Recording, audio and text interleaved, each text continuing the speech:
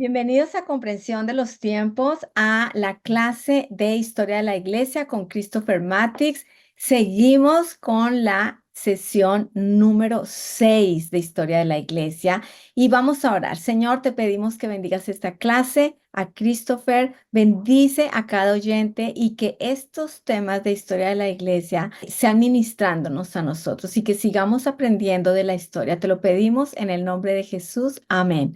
Bueno, Christopher, adelante. Muchas gracias nuevamente estar aquí con ustedes y hablar de algo que tanto me apasiona, me emociona, pero también creo que nos instruye para las necesidades de la iglesia de hoy. ¿Qué aprendemos del pasado para afectar nuestra vida el día de hoy, nuestras familias, iglesias? Entonces, gracias por estar aquí nuevamente, gracias por la atención y el ánimo.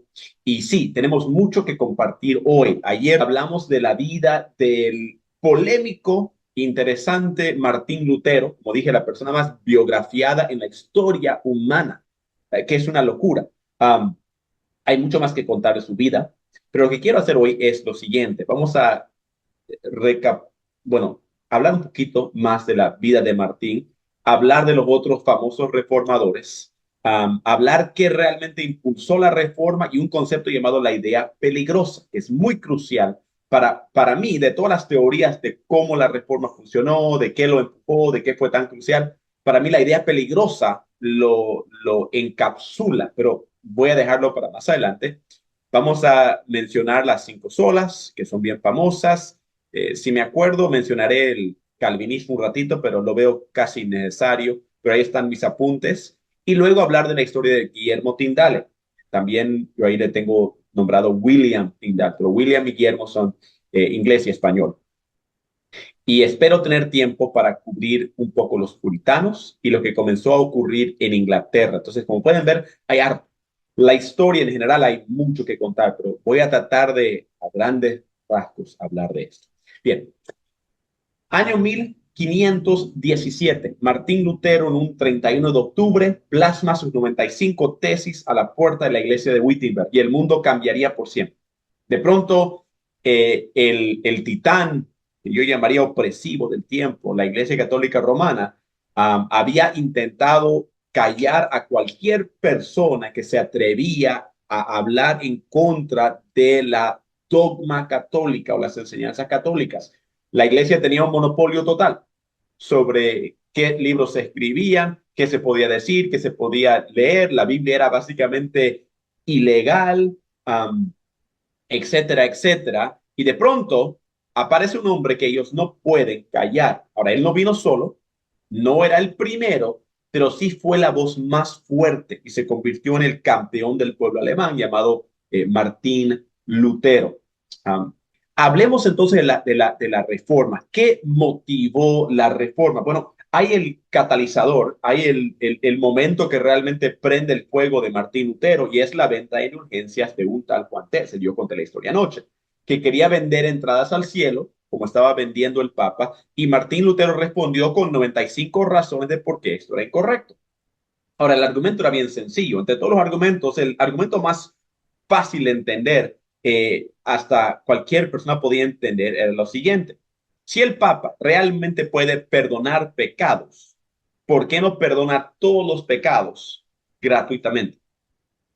O el Papa puede y solo quiere tu dinero, o no puede y te está mintiendo, pero las dos no pueden ser ciertas. Fue un argumento muy fuerte y muy sencillo que decía, la iglesia es corrupta, la iglesia quiere tu dinero y la iglesia no tiene poder, entonces tenemos que buscar otra alternativa. Y como que le quitó la máscara a la iglesia y demostró realmente el fraude que había llegado a hacer. La corrupción había sido tan grave.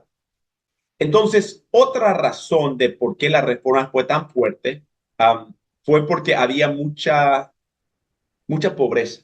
Había en Alemania en particular, había una hambruna. Había gente que decía, mira, la iglesia me está cobrando impuestos, me está exigiendo diezmos. Cada vez que quiero casarme en la iglesia o hacer una cosa, una unción extrema por alguien que ha muerto en mi familia, cada vez tengo que dar y dar y dar y dar. Y ahí las indulgencias vinieron encima como burlándose de la gente tan pobre, tan hambrienta. Decir, por si un caso, tienes que pagar y si tú das dinero te vas, tu pariente se va al cielo y la gente estaba ya tan mal, en una situación tan difícil, También la gente quería independencia porque decía, nosotros somos alemanes, pero nos mandan los italianos. Y el inglés decía, yo soy inglés y me manda el italiano. De toda parte del imperio podrían decir, no nos sentimos representados por el gobierno actual y por el papa actual. Entonces, Martín Lutero era un alemán. Martín Lutero estaba pisando fuerte. Los príncipes alemanes defendieron a Martín Lutero eventualmente y el pueblo alemán se levantó para sacar a la Iglesia Católica Romana. Sí, eso llevó a guerras, llevó a muerte, llevó a muchos conflictos. No concuerdo en todo lo que hizo Martín Lutero ahí, porque él se alió con el gobierno. Hablamos un poco sobre eso, pero al final se hizo. En 1517 comenzó la reforma y a 10 años de ese tiempo habían iglesias evangélicas protestantes en cada país europeo. Digamos, dense cuenta de tener la Santa Inquisición, de tener el monopolio total, a tener iglesias no católicas en cada país europeo en 10 años es algo bien increíble. También el hecho de que dentro de 10 a 15 años existían Biblias en lenguajes comunes de casi cada país también, en inglés, en alemán, en francés, en español, todos estos países, entre ellos también salió la Reina Valera, que es una historia para contar en otra, pero eran dos hombres, Reina y Valera. Algunos piensan que era la Reina Valera, no, es Reina y Valera, dos traductores que trabajaron para dar al hombre y mujer habla hispana la Biblia en nuestro lenguaje.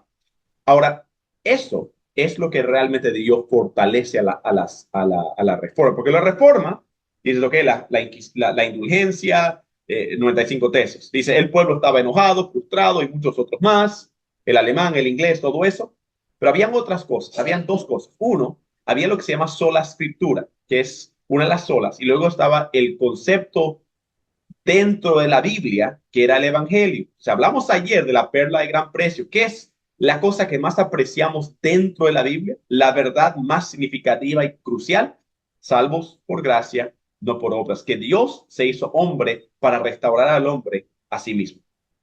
Esa es la perla de gran precio. Entonces, lo que los reformadores creían es que si tú das a la Biblia a la gente en su lenguaje común, que ellos pueden leerlo y pueden encontrar esta perla de gran precio. Entonces, la idea peligrosa es justamente eso. Hay un teólogo, historiador, llamado Alistair McGrath.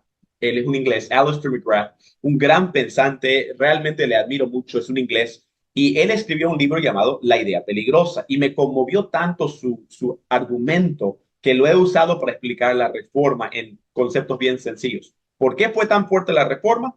Porque había una idea peligrosa que los reformadores tenían, Martín Lutero, Juan Calvino, Ulrico Zwinglio, William Tyndale, todos en común. La idea era esta, que cualquier persona, no importa cuán sencillo o cuán humilde sea, tiene el derecho y la responsabilidad de leer la Biblia en su propio lenguaje y mediante eso puede ser transformado y salvado mediante esa palabra.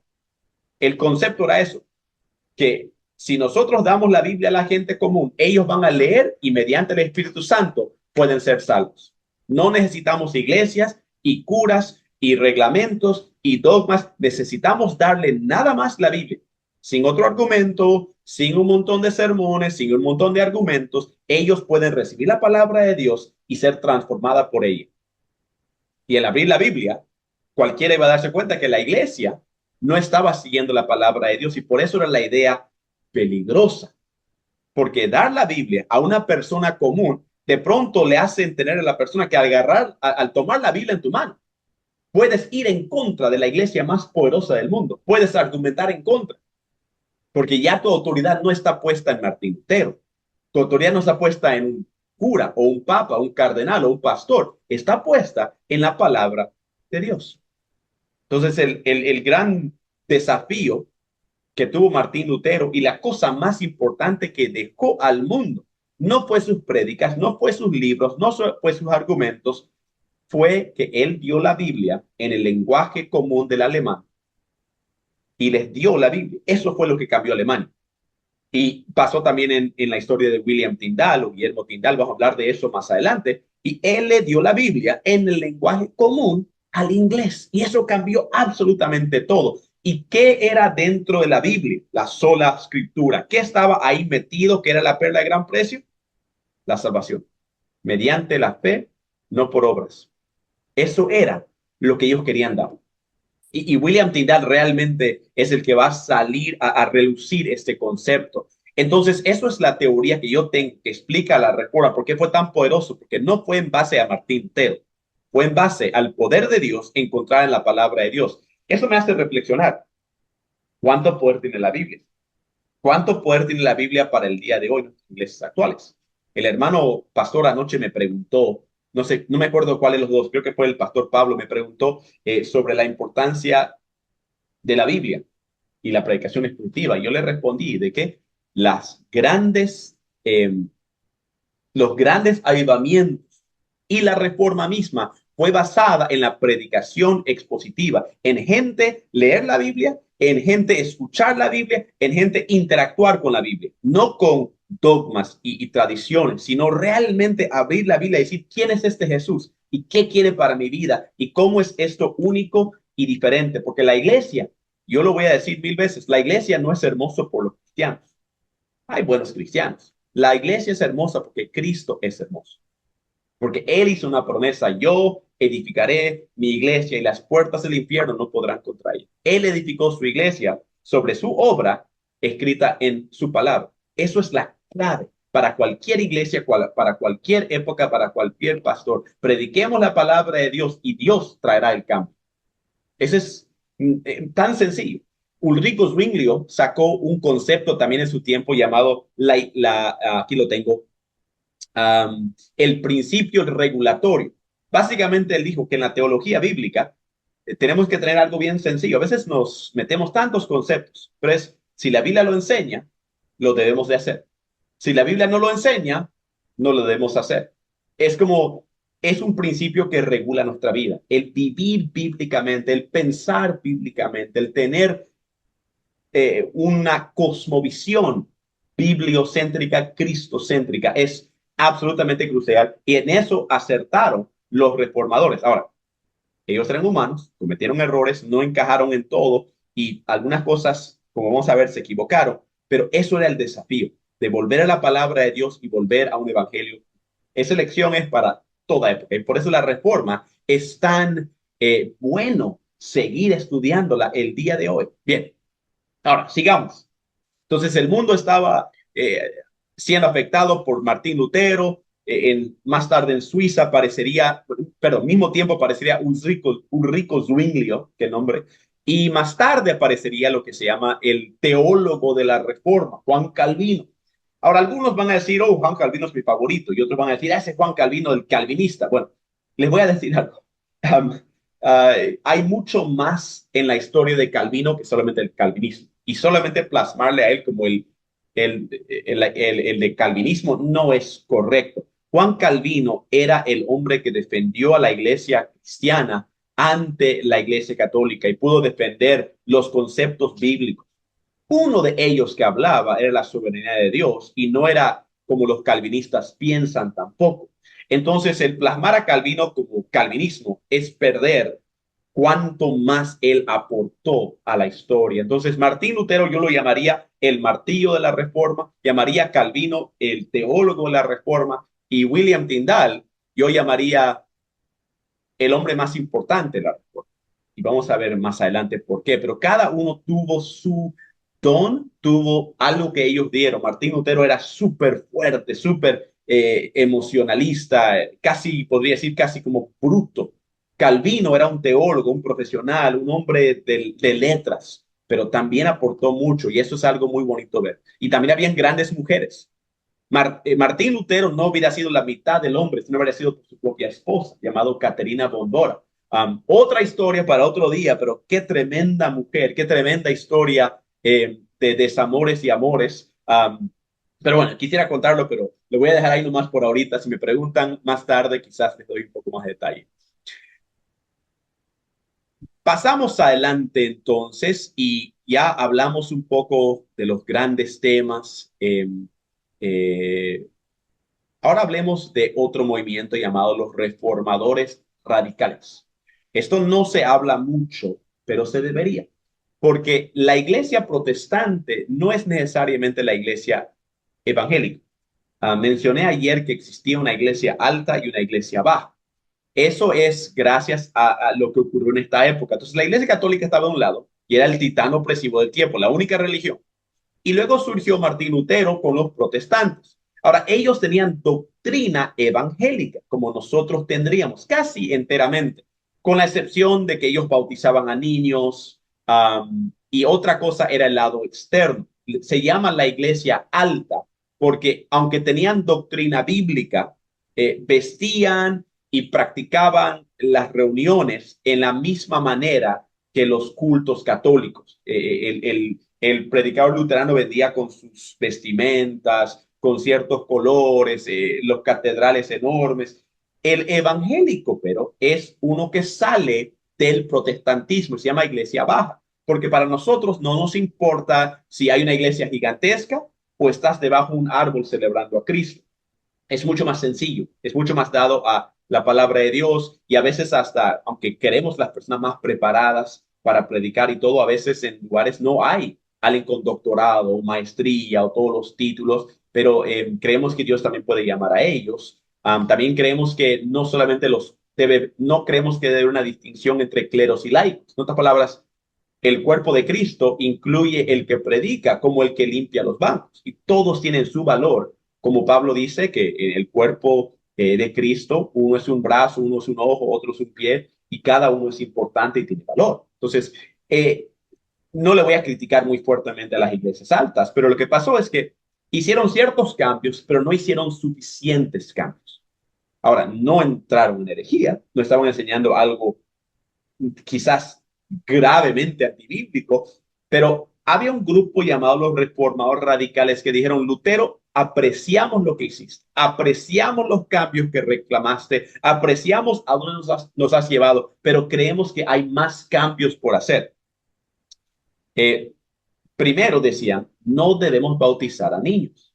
Sabemos que la Iglesia Católica lo hace, pero históricamente en la Iglesia Apostólica y durante los siglos siempre existió bautismo, de, de ponerte debajo del agua, no rociar, y también no bautismo de niños, sino bautismo de adultos. Decían ellos, el bautismo, según los reformadores radicales, era por inmersión y a adultos ya salvos. Decían, entonces no hay que bautizar a un niño, hay que bautizar a la persona que ya ha confesado a Cristo como su Salvador, porque el bautismo no quita pecado, el bautismo netamente y sencillamente reconoce al mundo: yo me identifico con Cristo.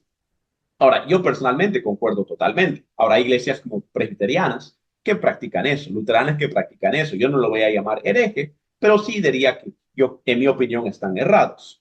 Um, este grupo también pedía que se separe el clero del laico. En otras palabras, cada uno tiene su rol en la iglesia. No son solamente los curas los que deben estudiar la Biblia, no solo son los pastores que deben estar haciendo buenas obras y tratando de servir a la iglesia. Todos tenemos nuestro lugar en la iglesia.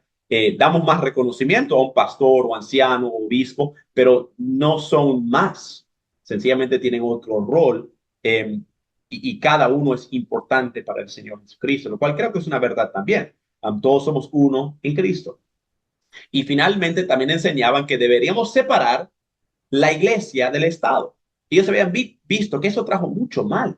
Cuando la iglesia se casa con el Estado, de pronto la iglesia tiene que responder al Estado cuando viene a hablar de guerra, a temas públicos, a temas que quizás no tenemos para qué meternos a un nivel cristiano, y causó cosas como cristianos ir a las cruzadas. Dieron, eso no nos da, esto no funciona. La iglesia está aquí, el Estado está allá. Ahora, Estados Unidos puso en práctica este concepto, porque van a ver que los reformadores radicales llegaron a luego ser muy cercanos y similares a los puritanos, y los puritanos fundaron Estados Unidos de América. Hay una conexión directa.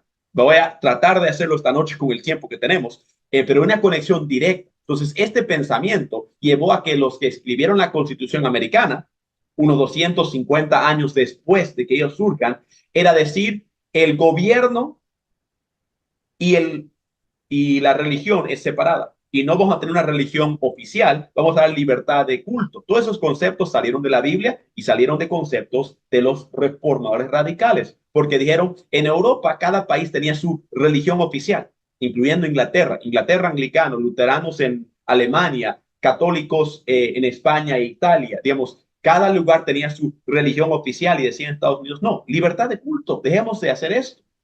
Y también enseñaban que, interesante, leyendo a Thomas Jefferson, uno de los autores más importantes de la Constitución americana, él dijo, la iglesia debe influir al gobierno, pero el gobierno no debe influir a la iglesia.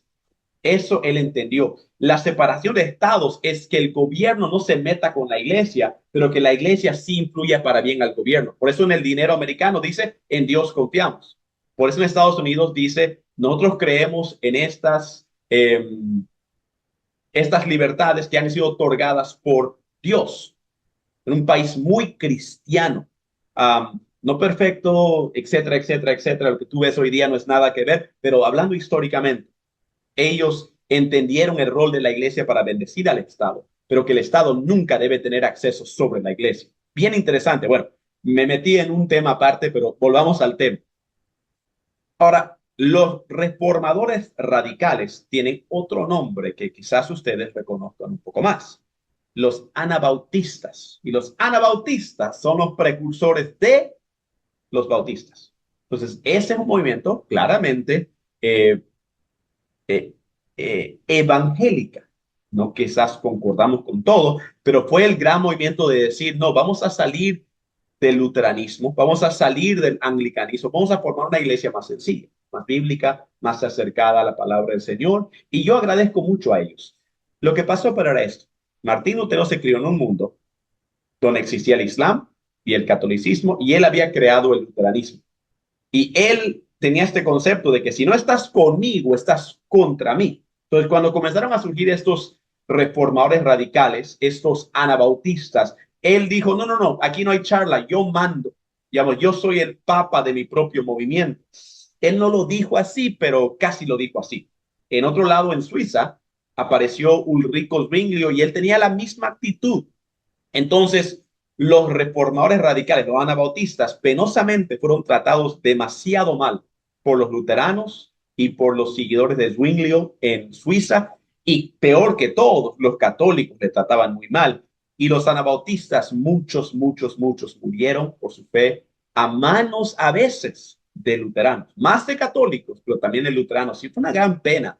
Pero tenemos que entender, en un mundo donde el gobierno protegía la religión, no podían imaginar un pueblo que se levante y siga a Cristo sin protección gubernamental. Decían, pero ¿cómo vas a sobrevivir? Te van a matar, te van a torturar, te van a... Y los cristianos anabautistas decían, pero ¿acaso así no era la iglesia durante la persecución? ¿Acaso así no era la iglesia bajo Jesús? ¿Acaso así, bueno, lo que fundó Jesús, mejor dicho, acaso no fue la iglesia bajo los apóstoles en el libro de Hechos? Nada más estamos volviendo a una base bíblica. No necesitamos un gobierno cuando tenemos a Cristo. Y qué difícil, qué duro, pero pudieron y crecieron. Y si tú miras los números, el protestantismo hizo un cambio, pero más cambio hizo el movimiento evangélico. Y dentro del movimiento evangélico entramos pentecostales, entramos bautistas, entramos iglesias no denominacionales, entramos más o menos presbiterianos y muchos más, que tratamos de tener iglesias que siguen a Cristo y la palabra de Dios.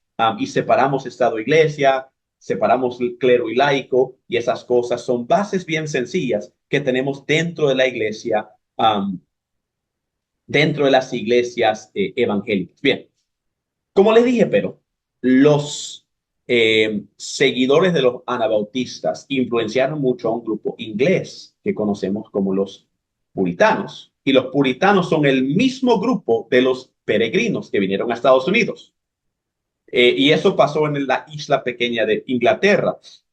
pequeño país que llegaría a conquistar el mundo y ser el imperio más importante de los años 1700, 1800. Bien, por si un caso, otro grupo que salió de los reformas radicales eran los menonitas. Ahí pueden ver a Menno Simons. Hay una historia bien interesante, el menonita. El menonita históricamente, muy bíblico, muy cercano a la palabra de Dios, conoce muy bien el evangelio, pero si tú hablas con un menonita hoy día, especialmente un menonita que sabe su historia, un menonita convertido, te van a reconocer que la mayoría de menonitas son menonitas culturales, no son menonitas seguidores de Cristo. Entonces, nuevamente la historia se repite. Si tú te aferras a una denominación o a un solo lista de reglas, no te aferras a Cristo y la palabra, eso es la razón que cada generación tiene que volver a Cristo, volver a la palabra de Dios. Es lo más crucial. Igual el luteranismo, podemos contar muchas historias más como esas. Bien, he mencionado varias veces el anglicanismo. Era otra iglesia alta. La historia es una locura. Quizás han escuchado antes el nombre del rey Enrique el octavo. Ahí en Netflix hay unos shows sobre él. Y bueno, la razón que la gente le gusta escuchar la historia de Enrique el octavo es porque era una telenovela del mundo antiguo. El rey Enrique el octavo era un católico dentro del imperio católico. Aparece Martín Lutero, se levanta y todo, y Europa comienza a entrar en unos problemas gravísimos, y Alemania está levantándose contra el Papa, y al otro lado, una pequeña isla más pobre, nadie, no tan notoria en ese tiempo de Inglaterra, está el rey Enrique el octavo. Y Enrique el octavo había luchado muy duro para tratar de que Inglaterra sea un poco más importante, pero le había salido una mala jugada. Pasa que él se casó con una mujer viuda llamada Caterina de Aragón. Y Caterina de Aragón era una católica, obviamente como todos en ese tiempo, fuera de Alemania, y ella había sido una viuda de un hombre muy importante de la realeza española. Y en Europa, aunque tenían diferentes reyes, rey de Inglaterra, rey de Francia, todos eran de la misma familia básicamente, y por eso algunos salieron medio mal de la cabeza porque había harto incesto, hartas cosas feas ocurriendo porque todo era en la familia. Entonces, el rey inglés básicamente dijo, aquí hay una mujer muy poderosa, más alto en la esfera de la familia real, y voy a casarme con ella. Se casó con ella, pero para hacerlo, él tenía que pedir permiso especial al Papa. Y el Papa le decía, no, pero ella está viuda y una viuda no puede casarse nuevamente según doctrina católica. Entonces él dice que por favor, que esto que otro, este documento, ese argumento, y finalmente el Papa le dice, está bien, puedes casarte con ella. Se casa con Caterina de Aragón, y Caterina de Aragón no puede tener hijos. Y él queda frustrado y dice, ¿para qué tanto escándalo? Y esta mujer no puede dar a luz un hijo, entonces yo no tengo un heredero para el trono. Ahora ella dio a luz una hija, pero él quería un hijo. La hija se llamaría María Tudor, pero más famosamente conocida como María la Sangrienta Tudor. Más sobre ella en un ratito, ya se dan cuenta por qué el apodo.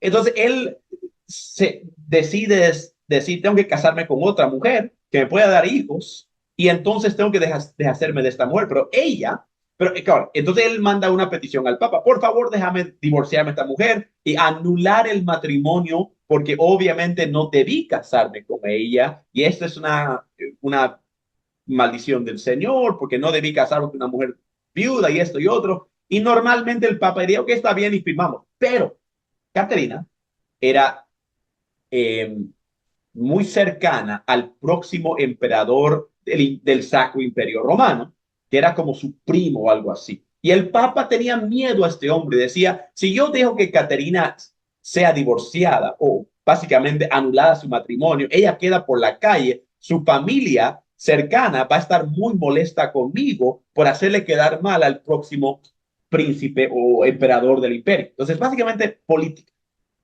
Y el Papa dice, no puedo. Y Enrique dice, pero ¿por qué? No, no, no, que no está correcto. Pero al final era por esa tensión entre el Papa y el futuro emperador.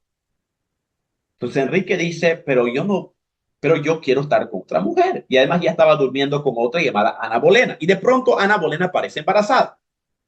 Y él dice, ay, pero ¿qué si está embarazada de un varón? ¿Y qué si pierdo esta oportunidad? Y entonces él tuvo que mover muy rápidamente y dijo, ajá, yo sé qué voy a hacer.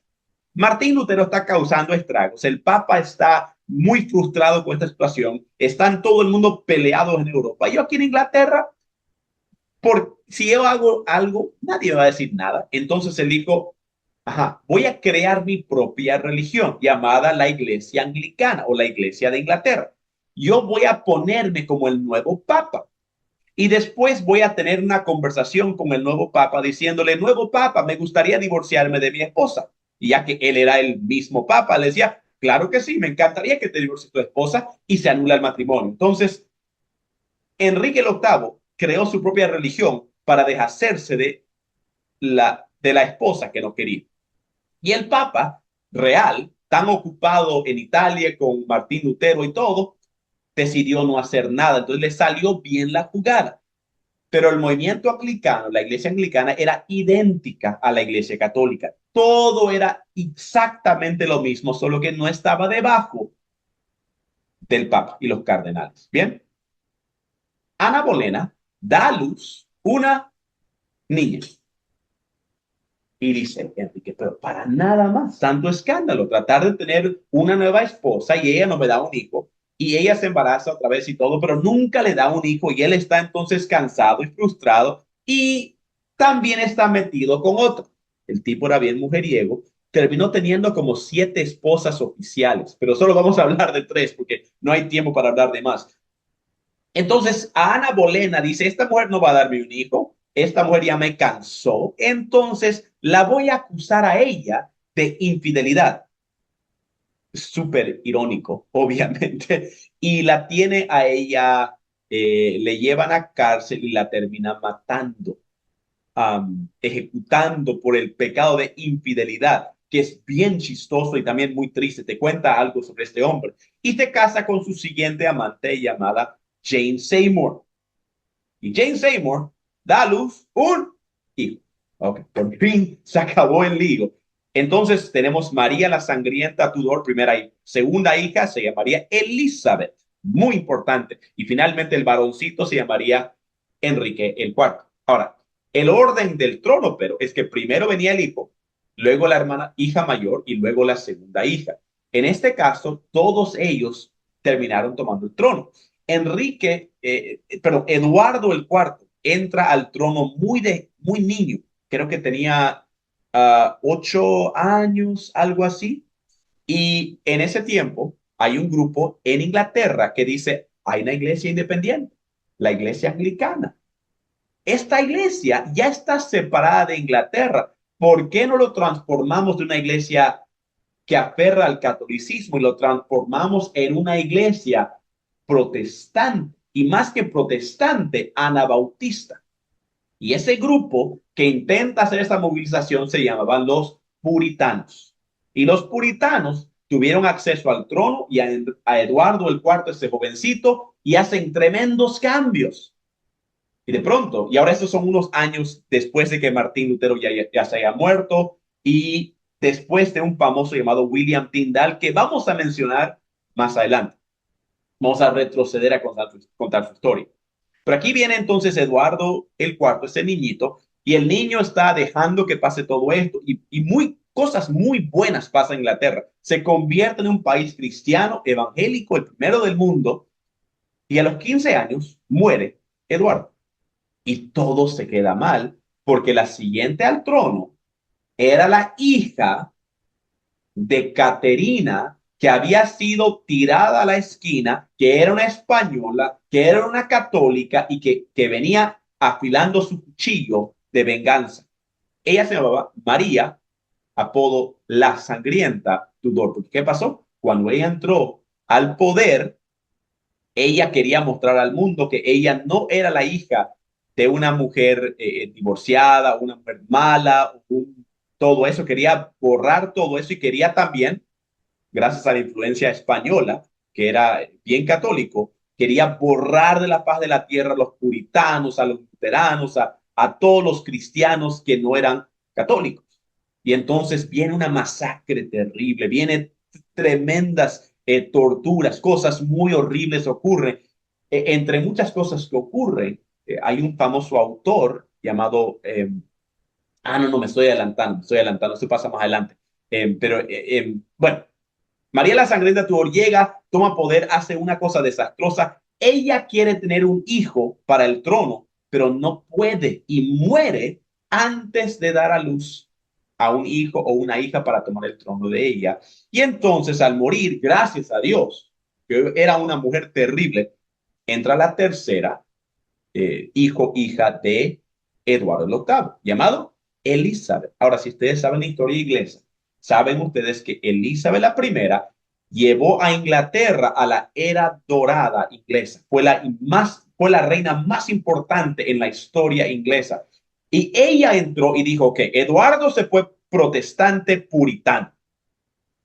Y María se fue a la otro rincón católico y mucha gente murió, mucha gente sufrió. Yo quiero paz, no me quiero meter tanto en religión. Vamos a tener la iglesia anglicana, va a ser más protestante, pero no vamos a ser totalmente, digamos, censurando otros puntos de vista. Hasta el catolicismo no va a ser tan aceptado, pero no vamos a estar torturando y matando a personas. Entonces, libertad de culto, más o menos, hubo bajo Elizabeth. Ahora, la otra cosa famosa que pasó bajo Elizabeth la primera fue que España, perdiendo a la reina que se llamaba María la Sangrienta Tudor, perdiéndola a ella, ellos dijeron, no, vamos a retomar el país, vamos a reimponer catolicismo porque tenemos que expandir el territorio papal. Entonces, el rey español, y tienen que darse cuenta que en esta época, ¿qué está pasando con España? España está conquistando con Pizarro Sudamérica, está conquistando Centroamérica, es el país más potente, poderoso y peso pesado en el mundo. Es el brazo derecho del Papa y es el imperio más fuerte. Y tenían su arma secreta, que era la Armada Española. Eran barcos gigantescos, soldados, pistolas, todos los que tenían ellos, los conquistadores que llamaban sus soldados. Y entonces el emperador, perdón, el rey español manda la Armada Española, cientos de barcos, cientos y miles de soldados para invadir la pequeñita isla inglesa que no era un poder mundial, que no era peso pesado y con una nueva reina llamada Elizabeth. Elizabeth, cuando ve esta amenaza viniendo a su puerta, que van a imponer el catolicismo, que le van a quitar el trono, que van a traer más torturas, más sufrimientos, ella le manda un mensaje al pueblo inglés. Le dice, no hay nada que podamos hacer menos orar. Imagínense, dice, no hay nada que podamos hacer menos orar. Y pide al pueblo que ore. De pronto, mientras la Armada Española pasa, y ahí pueden ver en un mapa, donde conecta a Inglaterra y ahí está Francia, hay un pequeño pedazo de agua, ¿verdad? Y la Armada estaba pasando por ahí y yo creo que es correcto decir que Dios mandó una tormenta terrible, una tormenta inesperada, una tormenta que ingleses habían visto algo así y estaban listos con sus pequeños barcos y todo, pero españoles con sus barcos, sus galeones gigantescos, comenzaron a ser sacudidos por el viento, comenzaron a chocarse con otros, le comenzó a entrar agua, comenzaron a hundirse y los pequeños barcos ingleses que conocían el mar iban con estas lanzas largas y le metían huecos a los barcos españoles y iban aquí y allá. Y la Armada Española, cada bendito barco se hundió al fondo del mar. Algo interesante, pero era que los ingleses, en lugar de dejar morir a los españoles, les llevaron de sus barcos, le trajeron a la tierra, le llevaron a sus casas, le dieron de comer, les trataron bien y les mandaron de vuelta a España. Y cuando el rey español dijo, vamos a volver a atacar, vamos a reconstruir la armada, ellos dijeron, no, nosotros no, nos metemos con los ingleses, son buenas personas. Y ahí, al caer España, Inglaterra surgió. Cuando ustedes ven historia del mundo, usted no va a escuchar esto en History Channel, pero la verdad es que Dios mete su mano en muchos temas políticos, en muchas guerras, en muchos momentos y él dice, ustedes quieren esto, pero así va a ser la cosa. Porque si hubiera sido conquistado Inglaterra, ¿saben qué no tendríamos? No tendríamos el movimiento misionero, no tendríamos el movimiento protestante evangélico, no tendríamos Estados Unidos, no tendríamos el impacto mundial del evangelio. No que eran perfectos, pero creo que una Inglaterra protestante era mucho mejor que una España católica. ¿Me entiende? Entonces, ahí está Dios mostrando su gloria, mostrando su poder en el momento exacto, con una tormenta terrible. Bueno, eso no es ficción, eso realmente sucedió. Qué increíble, ¿no? Bien, hablemos entonces, ahora un ratito más, antes de terminar, voy a terminar este ciclo y vamos a volver a hablar de mi héroe. William Tyndale. Los puritanos influenciaron a los anglicanos y poco a poco llegaron a tomar el control del movimiento anglicano y tornarlo en algo mucho más bíblico, mucho más sano. Pero en el proceso fueron perseguidos, sufrieron. Después de Elizabeth surgieron otros reyes que siempre había un desequilibrio de poder y había un grupo que se quedó, llamamos los puritanos. Su nombre significa, querían purificar la iglesia anglicana, pues se llaman puritanos. Había otro grupo que se cansó de esperar, se cansó de las persecuciones, se cansó del sufrimiento y decidieron irse a Estados Unidos, al Nuevo Mundo. Su nombre, los peregrinos. Misma doctrina que los puritanos, pero se vinieron a Estados Unidos en los primeros barcos y sufrieron mucho. Y tuvieron que venir a lugares donde no había casi personas, casi mueren de hambre, muchas cosas, pero los primeros en venir fueron cristianos evangélicos influenciados por los puritanos. Me olvidé contarles una cosa más. Um, los puritanos, dentro del tiempo de María la Sangrienta, Tudor y la tremenda persecución, ellos estaban muriendo por miles. Entonces muchos escaparon de Inglaterra y se fueron a Suiza. ¿Y saben quién estaba vivo en Suiza durante esa época? Un tal llamado Juan Calvino, un tremendo teólogo que tenía una universidad bíblica y ahí los puritanos, los ingleses, aprendieron de Dios, se educaron de una tremenda manera bajo la tutela de Juan Calvino y volvieron a Inglaterra para seguir la buena lucha para la libertad del movimiento cristiano protestante. Pero ¿quién les influenció? Juan Calvino. Y Juan Calvino, por todo el calvinismo, fue un tremendo hombre de Dios, un tremendo teólogo y muy bíblico. Lo del calvinismo y todo vino mucho más tarde y yo no creo que hay que ni asociarlo con Calvino. Si alguien por aquí es reformado, no me mate, pero es la realidad histórica que el calvinismo no surgió hasta después de Calvino y tiene solamente un poco que ver con él. Okay. Esa es la historia de los puritanos. Ahora, algunos me van a preguntar, pero los puritanos, ¿acaso ellos no eran ese grupo ultra legalista? Han visto quizás por ahí por Netflix este grupo que, que, que tenía todas estas reglas y normas. Hay una frase famosa en literatura americana que hay un hombre que escribió un libro sobre los puritanos y decía, el puritano tiene miedo que alguien en algún lugar la esté pasando bien. Entonces era el grupo más legalista. Bueno, ese es un ataque que también algunos usan en contra del cristiano y en contra de las bases bíblicas en Estados Unidos. El problema es eso. El puritano original era bíblico, era conocido por su gozo y por su adoración al Señor. Grandes autores, grandes pensantes, grandes familias, bien centrados en Cristo y la palabra de Dios. Pero al pasar las décadas y siglos, eventualmente este grupo se convirtió en algo súper legalista, súper, yo diría, antibíblico. Entonces, es la historia que siempre contamos. Algo que comienza bien puede terminar mal. El puritano comenzó bien. Uno de los más famosos puritanos fue Juan Bunyan. ¿Han leído el libro El progreso del peregrino? Fue escrito por un puritano. Habían grandes hombres de Dios. Charles Spurgeon, el gran predicador inglés, Carlos Spurgeon, él solía citar siempre a los puritanos. Tenía una admiración gigantesca por ellos, pero se convirtieron en algo muy feo al pasar 150, 200 años. Entonces yo digo, pero claro, eso pasa con casi cualquier denominación, cualquier movimiento, si no se reforma si no se aviva, si no vuelve a la palabra del Señor. Es la misma cosa que hemos dicho. Entonces, ese argumento conmigo no tiene peso, porque es tomar la última parte y decir que así fue todo. No, eso es absurdo y eso es un ataque de gente que habla mal, pero no han estudiado realmente la historia de la iglesia. Ahora, tenemos 13 minutos para contarle la historia de uno de mis grandes héroes de la fe, llamado William Tyndale. ¿Ok? Hablemos un poco de este hombre. Volvamos a la historia, acuérdense. Martín Lutero está surgiendo en Alemania, está influenciando el mundo, están cambiando muchas cosas. A otra, en Inglaterra, al mismo tiempo, hay un joven llamado William Tyndale.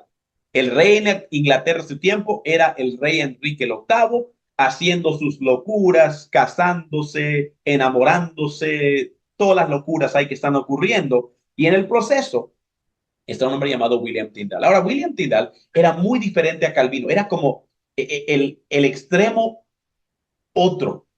Martín Lutero era, por todo su valentía y fuerza, hablaba harto, era grosero, sus escritos ofendía a la gente, era alguien como me hace, por recuerdo quizás al apóstol Pablo, que metía la pata y hablaba sin pensar, pero hizo grandes cosas por Dios. William Tyndale no hablaba de sí mismo, no quería que gente hable de él, no quería que gente le conozca, y hoy día el nombre de William Tyndale no es muy bien reconocido. Y uno diría, pero deberían darle crédito. Pero él dijo, no, yo estoy aquí para servir a Dios y eso es exactamente lo que él hubiera querido. Déjenme darles unas frases de lo que la gente que estudia la historia cree de William Tyndale. Una famosa frase es, sin William Tyndale no tendríamos a Shakespeare. Shakespeare, el tremendo autor de Romeo y Julieta, conocido quizás como de los grandes primeros autores de la historia humana, especialmente dentro de la literatura inglesa. Y si tú miras la literatura inglesa, la literatura en inglés, tú vas a ver que si tú tomas los 100 libros más leídos y populares de los últimos 500 años, 97 van a estar en inglés, por autores en inglés. La influencia literaria no comenzó con Shakespeare, comenzó con William Tyndale. Ellos conquistaron el mundo con el pulso de un lapicero gracias a William Tyndale. Otra cosa que se dice William Tyndale, le llaman el hombre que construyó Inglaterra. Ellos argumentan, historiadores, que si no fuera por William Tyndale, Inglaterra no hubiera surgido a ser el país más importante del mundo. Y tú dices, pero ¿qué hizo William Tyndale para hacer tanto impacto? Un hombre que edifica el imperio más fuerte del mundo, fue emperador, fue rey, ¿qué fue? Bueno, su historia le va a sorprender. Un hombre tan humilde viviendo en la sombra, pero haciendo algo grande para Dios. William Tyndale, no sabemos mucho de su vida joven, solo sabemos que surgió de un pequeño pueblo llamado Gloucester, en Inglaterra, en un pueblo pequeño, el lado oeste. Era un pequeño puerto donde tenían barcos e importaban y exportaban algodón. El algodón, eh, la materia pura, digamos, ¿no? El mismo algodón que después lo hilaban, todo eso, ¿verdad? Entonces, eso es lo que él conocía de joven. Más tarde le encontramos que él está, no sabemos casi nada de su juventud, de sus padres, nada de eso, pero de pronto aparece estudiando en lugares como Oxford, la universidad más importante del mundo antiguo, en Magdalen, en otras universidades, y saca múltiples doctorados antes de cumplir sus 15 años. No da palabras, era un genio, era una persona increíblemente brillante e inteligente. Y también sabemos de que William Tyndale, a pesar de que Inglaterra era un país católico, aun cuando vino el anglicanismo, seguía siendo católico y estaba la Santa Inquisición y estaba un odio contra Martín Lutero y todo, pero él era un Lollardo. ¿Se acuerdan que les conté los Lollardos anteriormente? Los Lollardos eran seguidores pre-reformadores. Ellos eran seguidores de un tal llamado Juan Wycliffe.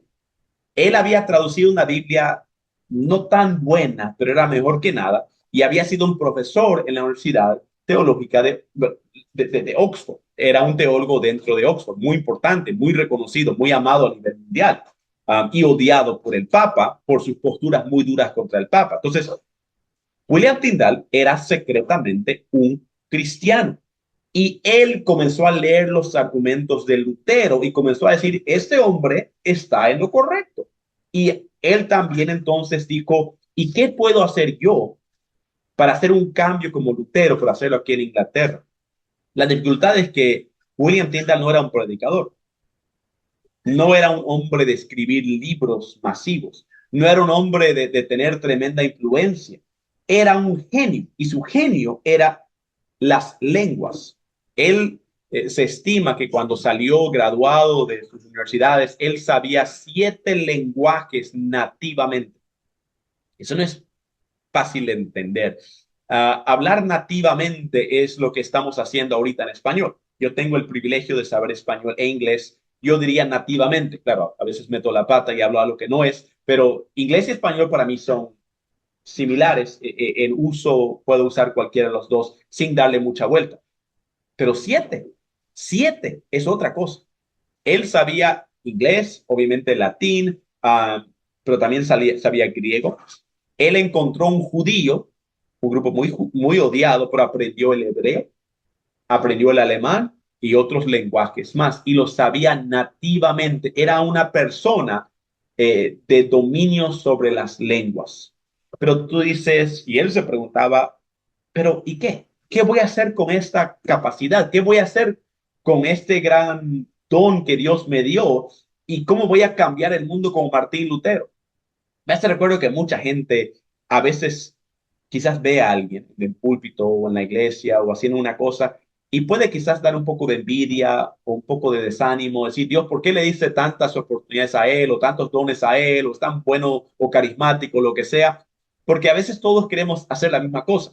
¿Saben? Algo que yo aprendo de William Tyndale es que es mejor hacer una cosa con excelencia que 10 cosas con mediocridad. William Tyndale era, Martín Lutero era extremadamente talentoso y tenía sus manos en 10 cosas a la vez, pero ninguna de esas cosas la hizo de excelente forma. Hizo grandes cosas, nadie lo duda, pero William Tyndale no tenía 10 talentos, tenía un talento, lenguas. ¿Pero qué vas a hacer con lenguas? ¿Cómo vas a cambiar el mundo con lenguas? Bueno, um, a, a, cuando salió de la universidad, él estaba buscando trabajo, oportunidades, y la verdad es que él le fue duro. Su trabajo consistía de ser un tutor, un tipo con tactos, doctorados, pero nada más llegó a ser un tutor de unos hijos de una familia en Londres. La familia era cristiana, los Lardos secretamente, apoyaban a Lutero secretamente, pero él era el tutor de sus hijos. Entonces él pasaba el día enseñándoles y quizás él decía, pero Dios, quiero hacer más con mi vida, quiero alcanzar a más personas. Y eso es donde viene el día que cambiaría su vida. Hay una frase que me encanta de un autor americano llamado Mark Twain. Mark Twain escribió muchos libros muy bonitos, pero escribió un libro una vez que decía, los 2 días más importantes de tu vida son el día que naces y el día que te enteras por qué. Los 2 días más importantes de tu vida son el día que naces y el día que te enteras por qué. El día que William Tyndale se enteró por qué Dios le había dado la vida, por qué Dios le había dado los talentos y ese desafío por cambiar el mundo, llegó una noche en la forma de un cura católico que visita la casa.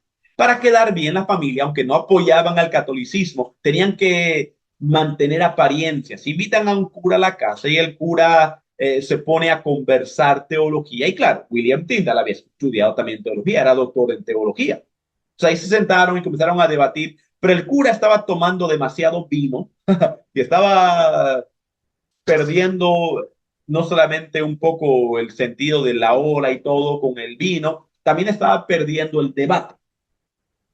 Y William Tyndale estaba pegando duro y también tenía que tener cuidado de no superarse mucho, pero a la hora de estar atacándole al cura y diciendo, esto dice aquí, esto dice acá, él seguía citando la Biblia y el cura no le gustaba que cite la Biblia. Pero William decía, pero bueno, yo soy teólogo igual que tú, yo tengo derecho a citar la Biblia.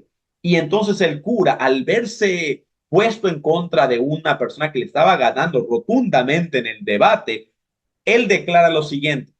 Dice, yo botaría a la Biblia por la calle y me quedaría tan solo con las enseñanzas del Papa y los concilios. Y William Tyndale queda atónito. Y ahí es donde dice una frase que de pronto se da cuenta cuál era su propósito de la vida. Él le respondió, ¿sabe? Si Dios me permite tener unos cuantos años más de vida, yo haré que el niño que empuja el arado sepa más de las escrituras que tú. Dice, aquí está mi propósito. Voy a hacer que la persona más humilde, el niño que empuja el arado, tenga la Biblia, lea la Biblia y conozca la Biblia, porque obviamente tú no sabes cero. Y me gusta decir, era una forma muy educada de William Tyndale de mirarle la cara al cura y decirle, eres un tonto, básicamente. Es decir, no sabes de qué estás hablando, tienes el título, eres un cura, pero no sabes de qué estás hablando. ¿Cómo vas a decir que la Biblia debe irse por el piso? ¿Cómo vas a decir que quieres destruir la Biblia? Y entonces William Tyndale dice, eso necesito hacer. Y los próximos 20 años de su vida, William Tyndale lo dio cada centavo, cada oportunidad.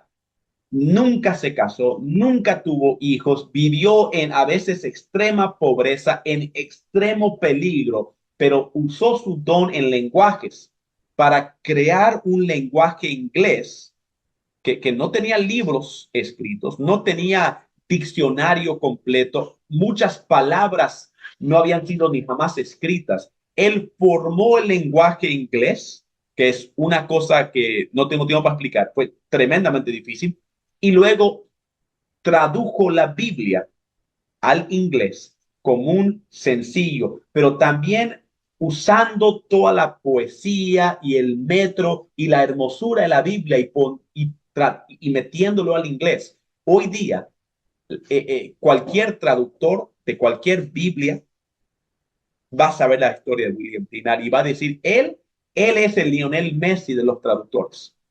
Perdón por cualquiera que no es fan de Messi, pero digamos, él es el mejor. Él es el que sabe lo que está haciendo y todos tratamos de emularle a él. Él fue el traductor, el editor, el experto y no tuvo a nadie más. ¿Saben cuántas personas toma hacer una traducción bíblica? A mí me encanta la nueva traducción viviente. ¿Saben qué es el traductor quién es la editorial que lo publica? Editorial Tyndale, curiosamente. Esta Biblia tomó cientos y hasta miles de editores, de traductores, de expertos, de teólogos, y él lo hizo solito y hizo un trabajo tan espectacular que hasta que al día de hoy es como el récord que todos quieren llegar, porque es bien hecho, es basado en la palabra del Señor y bien traducido, según lo que él tenía disponible, pero también tenía poesía y tenía metro y tenía belleza y capturaba el sentimiento, no solamente las palabras del texto original.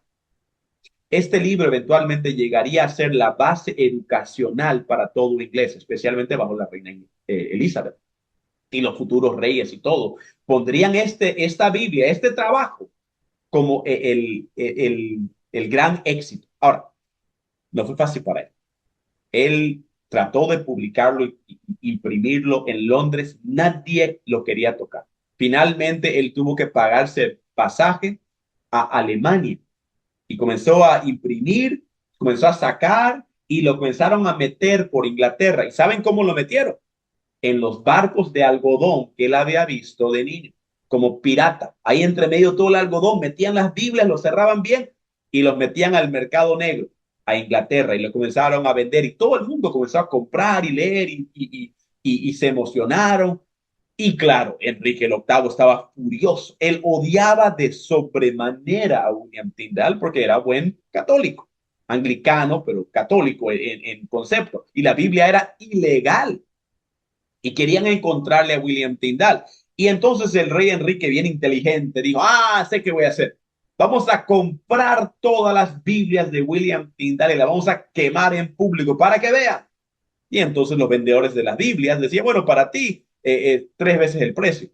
Entonces los soldados pagaban por las Biblias, lo metían todo, lo quemaban y William Tyndale decía, gracias por el dinero extra, ahora por uno hago tres.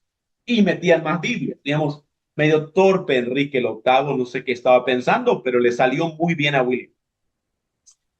Pero Enrique dijo, a este hombre le vamos a encontrar y a este hombre vamos a matar. Finalmente llegó el día. William Tyndale se hizo un amigo. Bueno, creyó que era un amigo, pero terminó siendo un Judas. Que le digo, vamos a Holanda, que te queda ahícito de Inglaterra, ahí mismo, y ahí puedes, yo tengo una editorial que te va a imprimir, la mandamos ahí a Inglaterra, te ahorras mucho. Y William dijo, ok, muy buena idea, me gustaría. Y se va a Holanda y en un callejón oscuro este amigo le lleva la imprenta. Pero ¿cuál era la imprenta?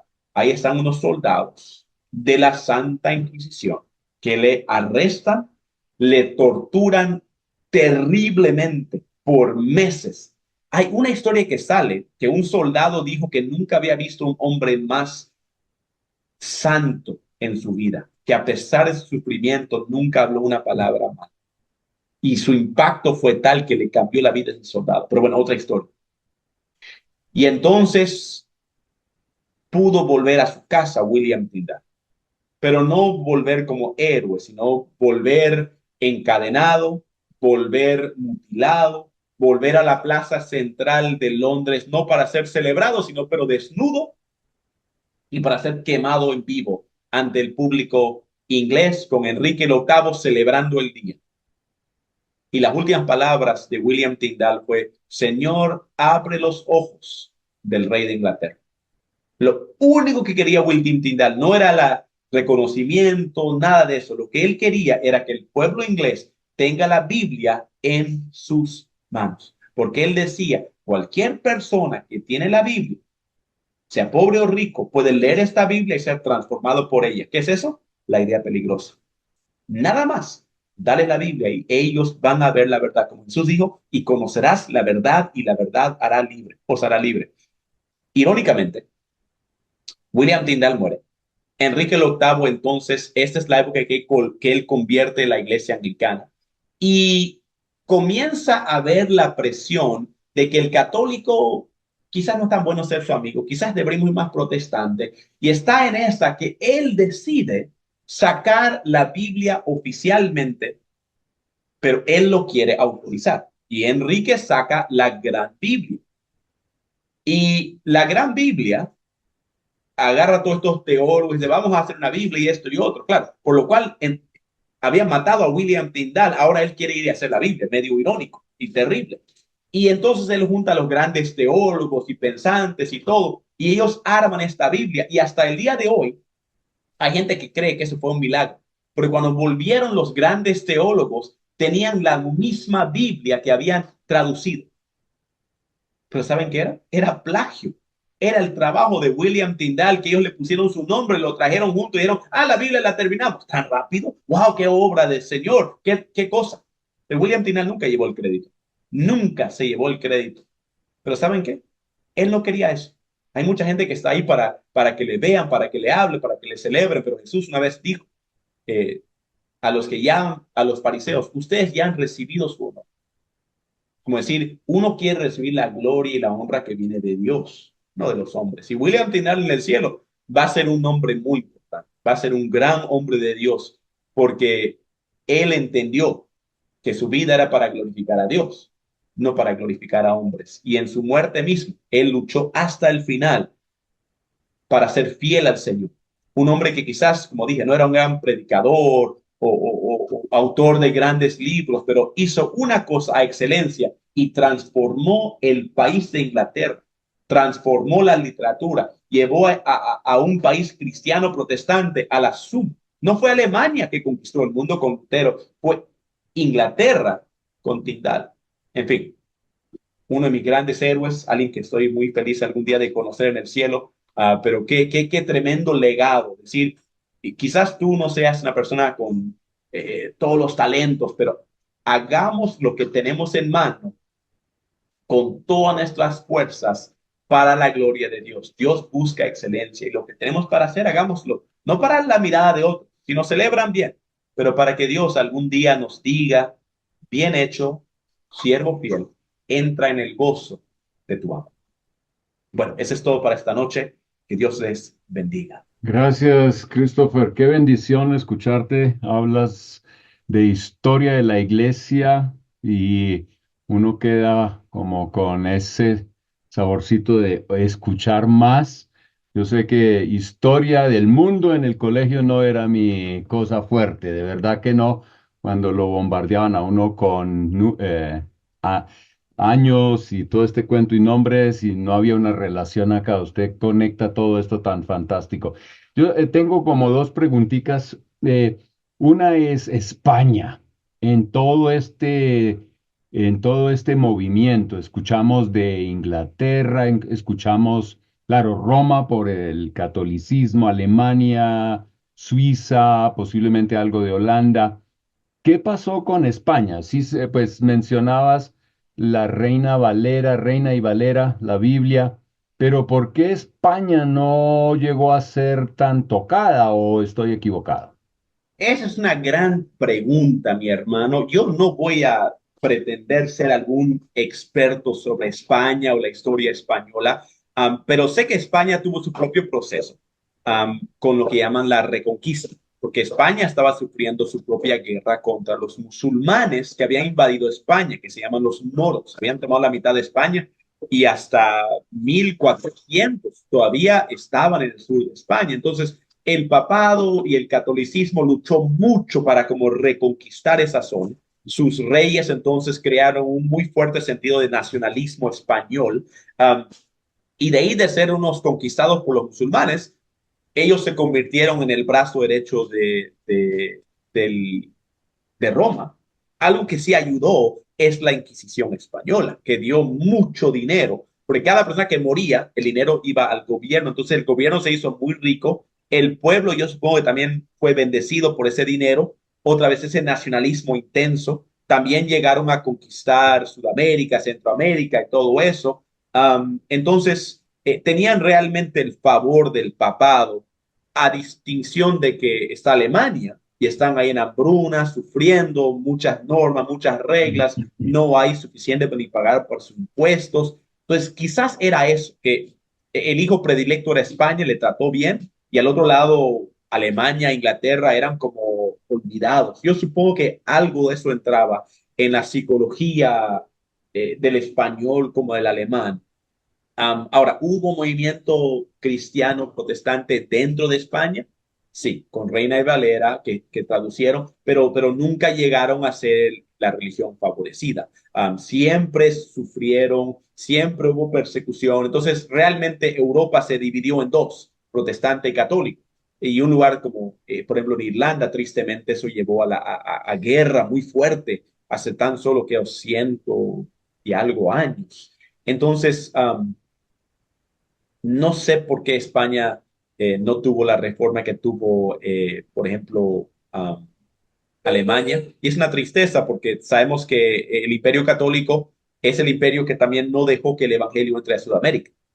Donde tuvieron aquí en Sudamérica, bueno, no aquí, ustedes que están ahí, saben que la Inquisición estuvo ahí, saben que recién en el año 1900, creo, 5, por fin llegaron los primeros misioneros por Argentina, por Bolivia, por Chile, poco a poco hasta Colombia, y uno dice, qué pena, porque la reforma fue en el año 1517 y recién estamos escuchando de eso 400 años más tarde. Entonces, España, yo creo que eran mejores que los incas, pero tampoco eran el pan de Dios. También trajeron otras maldades también, y dificultades, y nos dejaron a los latinos cegados.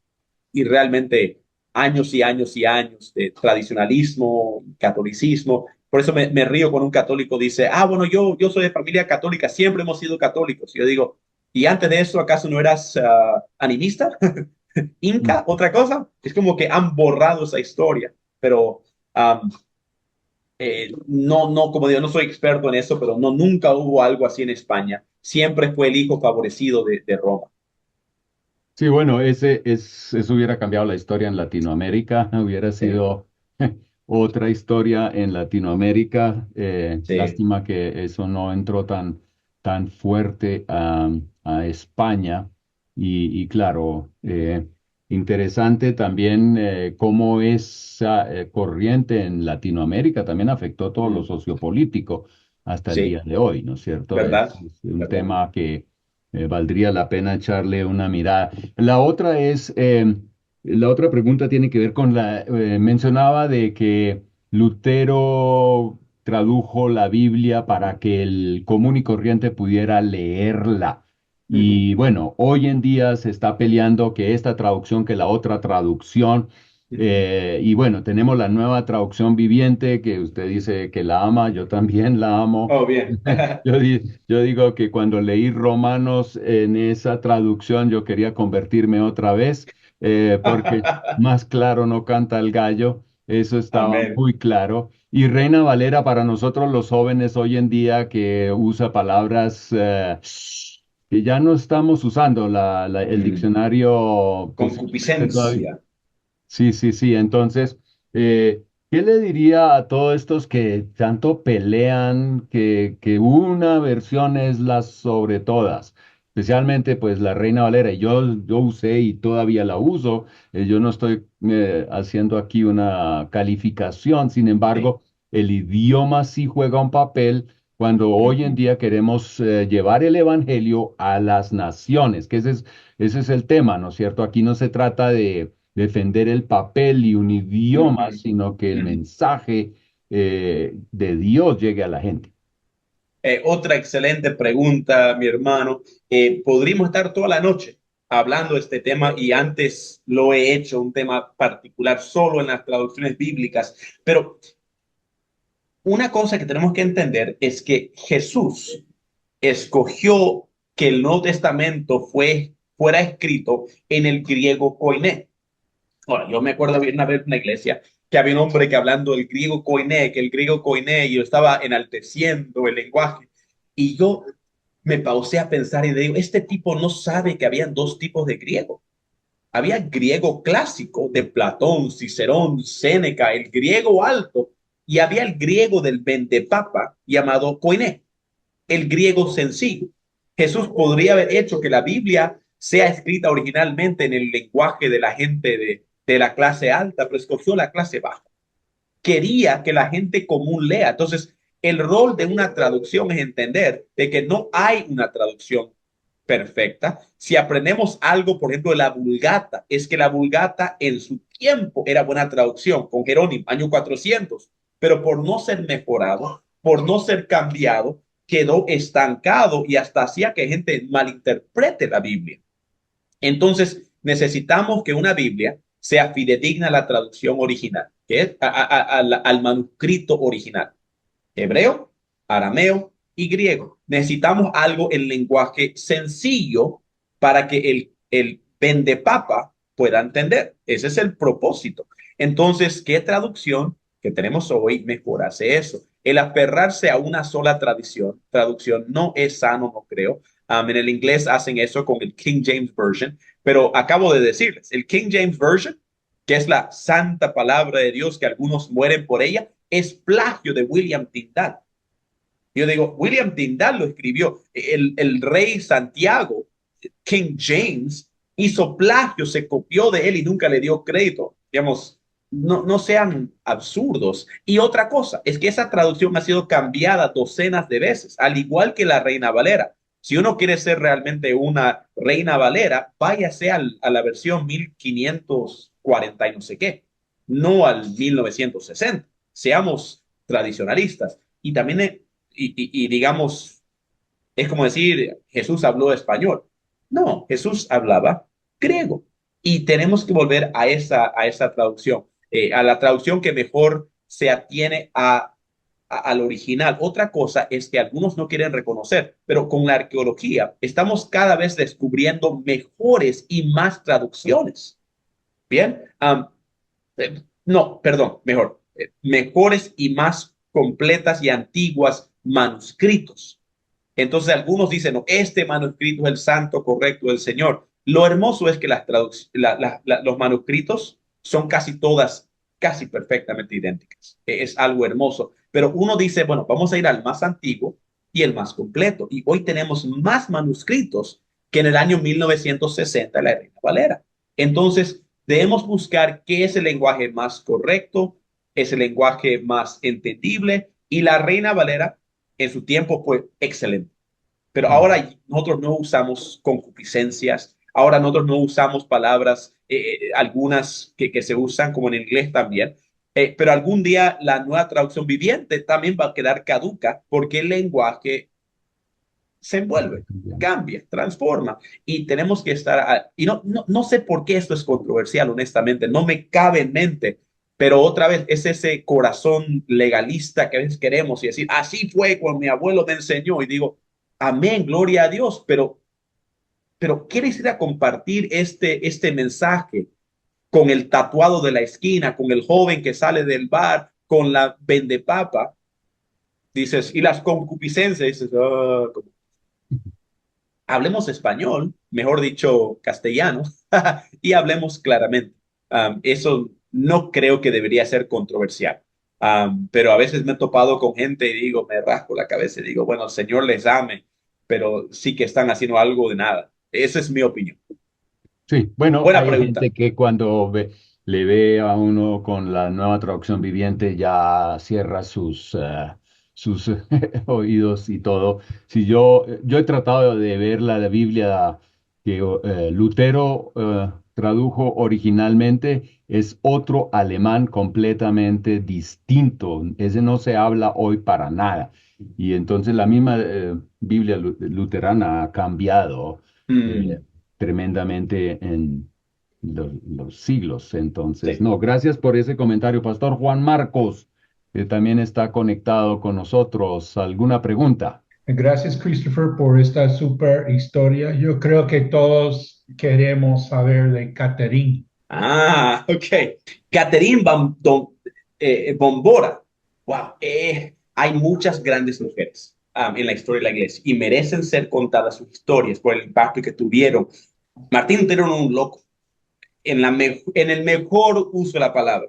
Era un tipo a 100 por hora, iba a morir joven el hombre, iban a encontrarle, hubieran matadole, era el tipo de personaje que iba a ir con el pedal contra, digamos, yendo 100 por hora.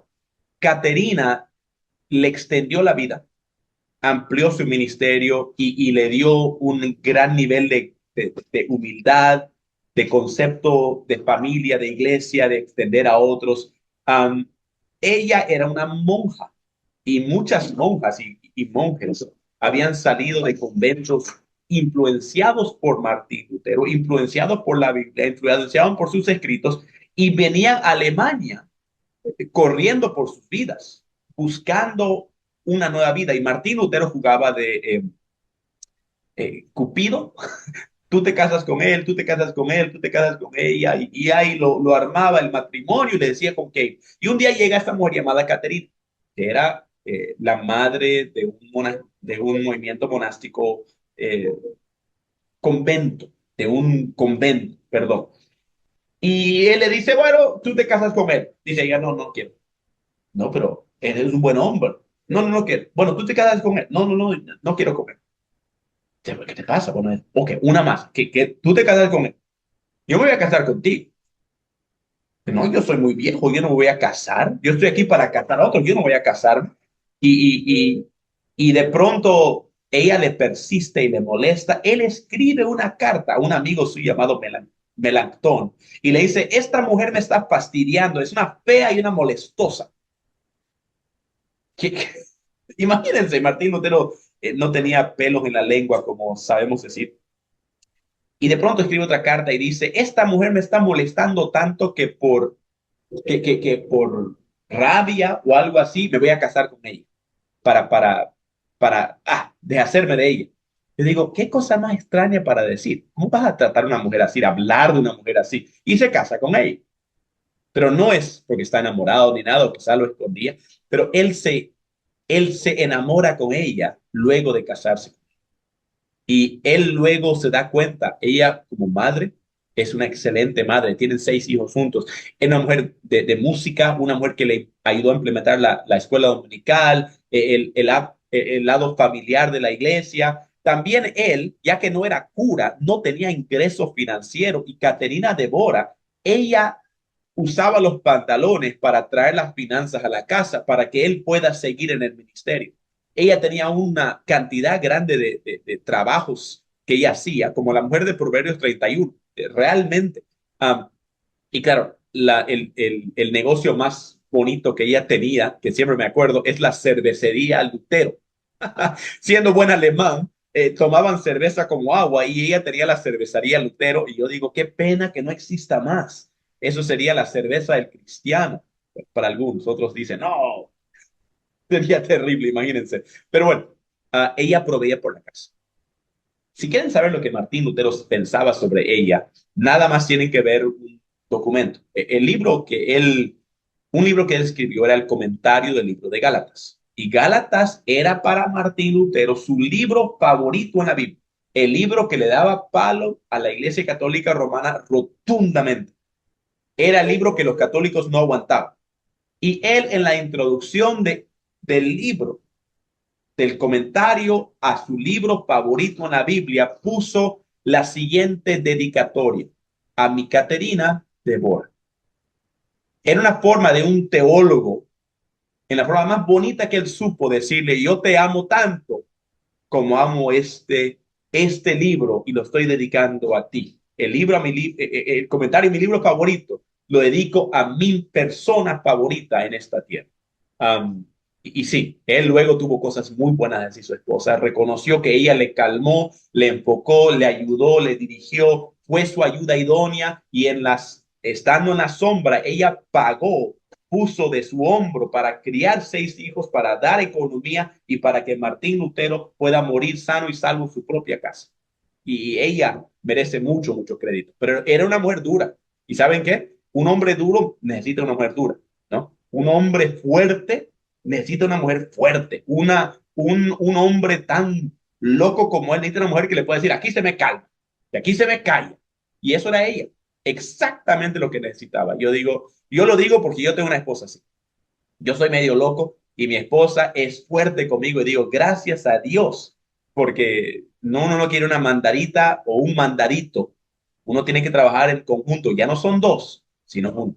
Y eso es lo que Dios hizo con Caterina de Borón, tremendo ejemplo de matrimonio y de trabajo en equipo para hacer grandes cosas para Dios. Gracias. Pablo preguntó por España y qué de Francia. Eso sé menos, eso sí sé menos. Yo sé que Francia siempre estaba ahí. El bloque céntrico siempre fue España, Francia, Italia, y creo que se añadiría eso Portugal, que fueron el bloque poderoso de la Iglesia Católica Romana. Y Francia siempre estuvo en contra de Inglaterra, contra los reyes, siempre se mantuvo bien católico. Pero irónicamente, el teólogo de la Reforma era francés. Juan Calvino era francés, pero desperdiciaron a él y él se fue a Suiza, aunque no era sueco.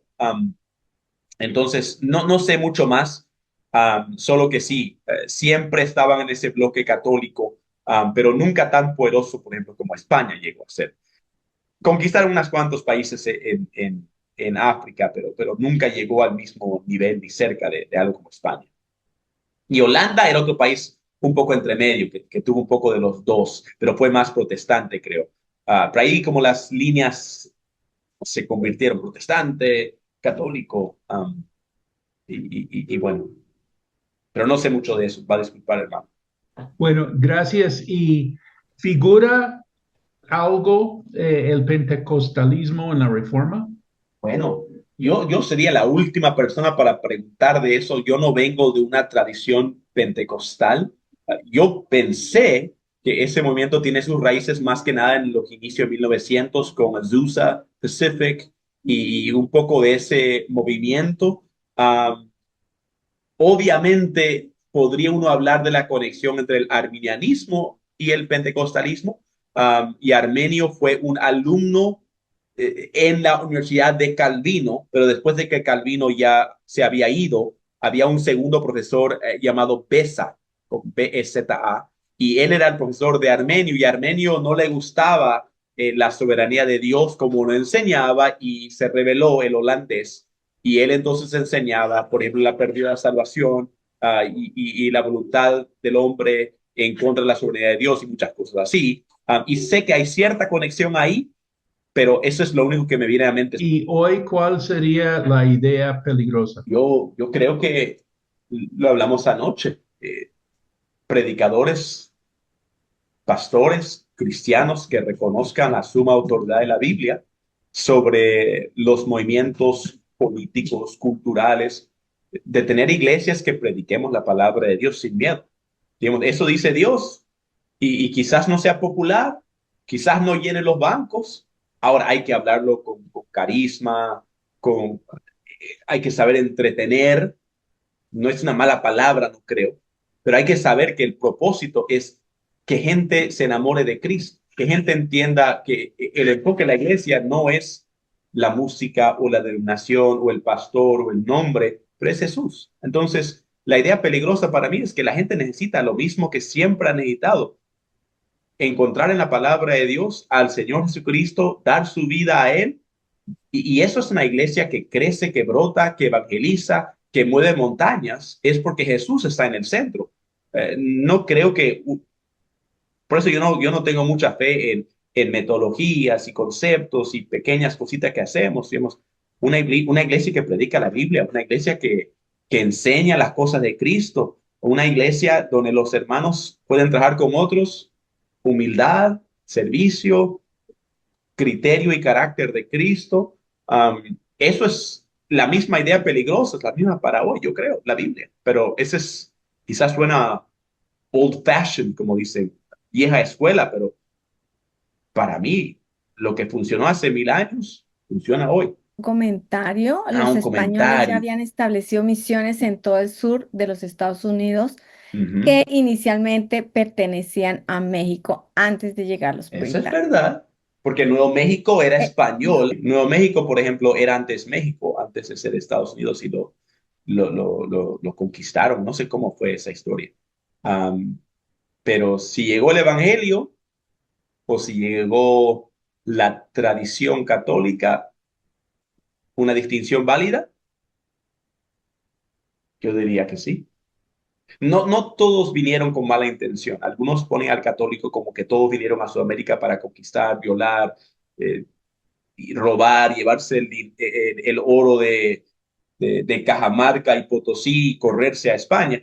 Pero hay historias de muchos monjes que venían realmente pensando, este pueblo necesita escuchar la palabra de Dios. Hay historias, algunas historias muy interesantes, pero en general penosamente vinieron con malas intenciones y habían otros que medio que le tenían aplastados bajo la jerarquía, burocracia y corrupción, ¿no? Entonces, muy poco se pudo escuchar el evangelio en Sudamérica, o en Centro o Norteamérica, hasta que lleguen los peregrinos. Esa es mi opinión, por lo menos. Bueno, muchísimas gracias, Christopher, Pastor Pablo, Pastor Juan Marcos, qué bueno tenerlos, las preguntas, muchas gracias, realmente ha sido muy amena la historia y como la cuentas, muchas gracias por eso también. Entonces, solamente les recuerdo que suscríbase a nuestro canal, comparta estas enseñanzas, bendiga a otros con estos temas tan importantes y más cuando sabemos que estos recursos en Internet no sabemos por cuánto tiempo los tenemos, pero recuerde hacerlo. También les invitamos a que si este ministerio y todo lo de comprensión de los tiempos le bendice, haga sus donaciones. Este ministerio funciona por donaciones, entonces visítanos en la página web y puede hacer sus donaciones allí. Que el Señor le bendiga.